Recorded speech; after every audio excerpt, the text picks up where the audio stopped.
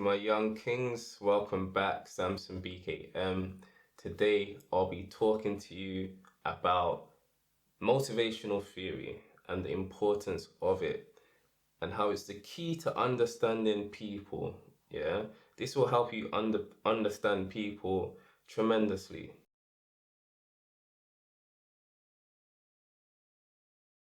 Now, I'm going to be using Abraham Maslow's hierarchy of needs, and this is one of the best known theories of motivation.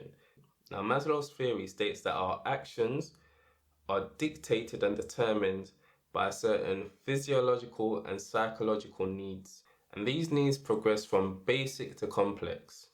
Now, Maslow believed that people have an inborn desire to be self-actualized. That means to be all they can be. Do you understand? Be the best version of yourself, like we like to call it today, as many call it today. But to achieve this ultimate goal, to achieve self-actualization, a number of basic needs need to be met. Now, there are 5 different levels, and the lowest level is known as physiological needs. Now, your physiological needs are your basic needs for survival. This is basically food, water, the ability to breathe, maintaining homeostasis, basic physiological needs for survival. If you go without food, water, or air for any given length of time, you will ultimately die. So they're your basic needs for survival. But in this category, you can put shelter and clothing too. These are your basic needs. You're not going to just go walking out on road naked. Do you understand? And you need a place to live.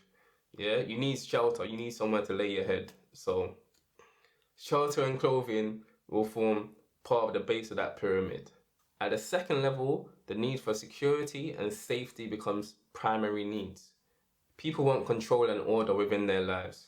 Some of the basic security and safety needs include, financial security, health and wellness, and safety, like safety from harm, safety from accident, safety from injury.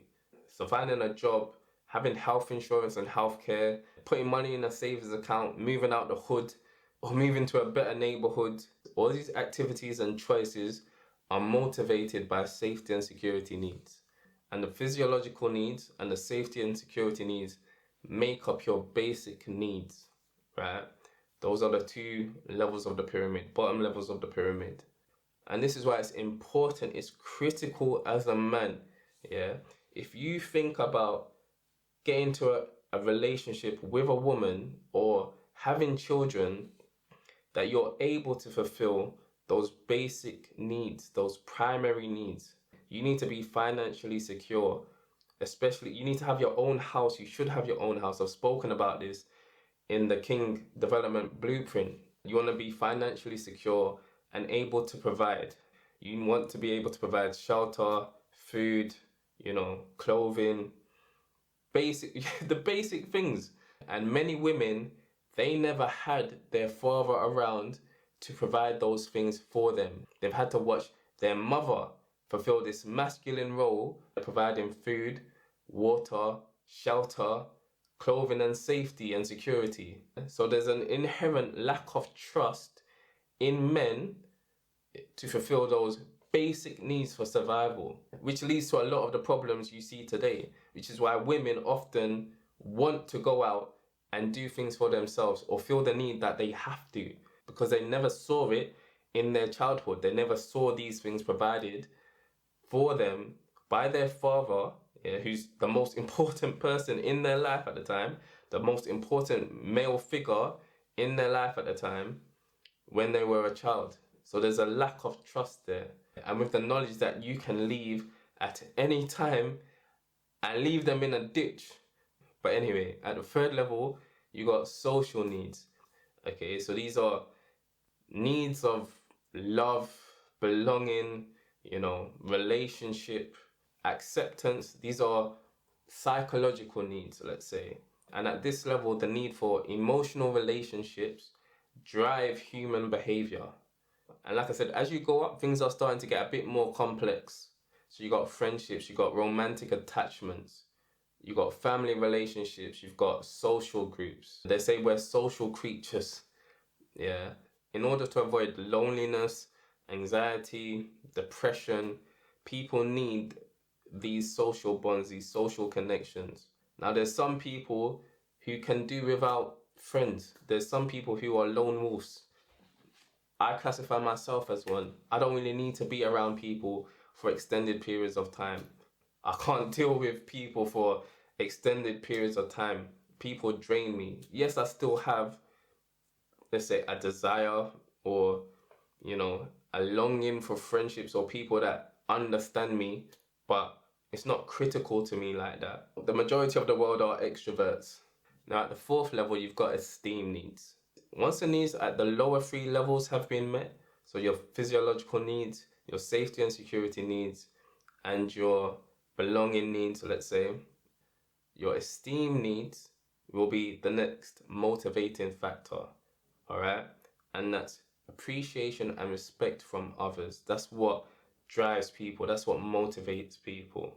People have a need to accomplish things and be recognized by others, to receive recognition for the work that they've done or for the value that they bring to the group, or at least to the bonds or attachments they've formed with their friends, with their family, or with their social groups that they established at the third level within those belonging needs. People who are able to fulfill these needs, these esteem needs, tend to be more confident, whereas people who lack self-esteem and the respect of others tend to have a low opinion of themselves and experience low self-worth. If you're not respected by others, or if you don't feel appreciated or valued by others, you're going to feel pretty shitty about yourself. You will end up developing feelings of inferiority.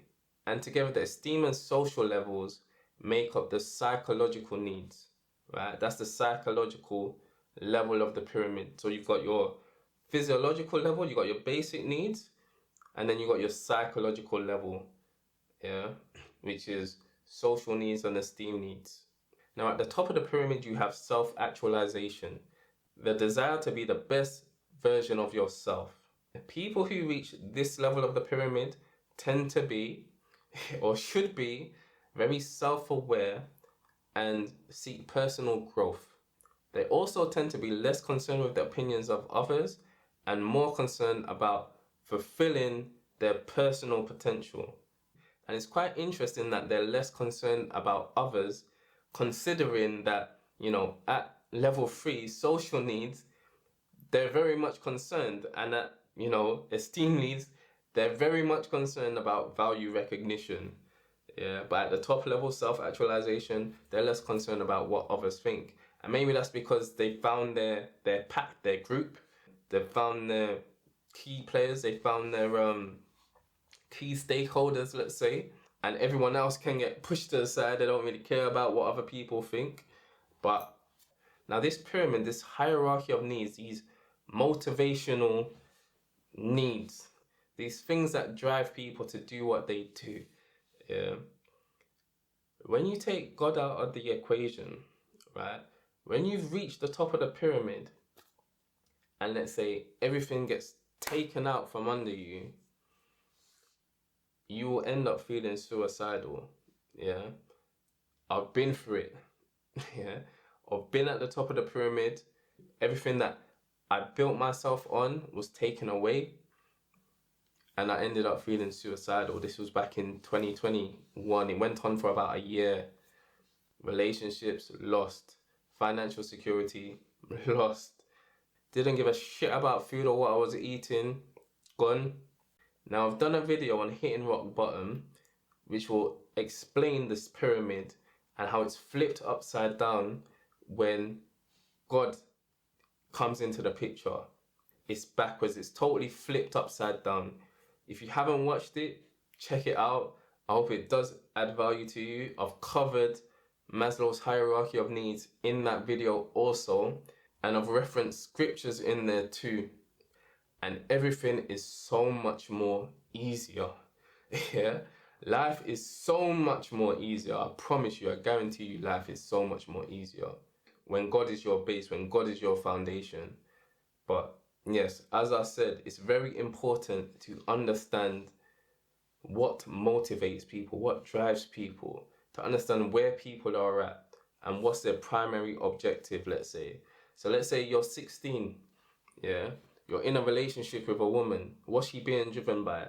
At that current time, she's driven by, let's say, social needs and esteem needs. Her basic needs are being taken care of, let's say, by her parents. Do you understand? She's not thinking about marriage and, long term, can you look after or provide for her basic needs, because they're being taken care of by her parents. Even in your own life, you may not be thinking about your basic needs because your basic needs, your primary needs, are being taken care of. That's why you're looking at your esteem needs and your social needs. Yeah, you might also be looking at your self-actualization needs if you reach that point. So you have to understand where people are at different periods of time. And as I said at the beginning, or near the beginning, your physiological needs, your basic needs, safety and security needs, especially for women, are your needs for survival. These are your needs for survival. If a woman can't trust you, yeah, to fulfill those basic needs, it's a wrap. It's a wrap from then. That's why you should be in a position where you're capable of doing so, right? And a lot of women, they never had their father provide those basic needs. So it's already a challenge for them in trusting you from the off, yeah, from the start, from the beginning.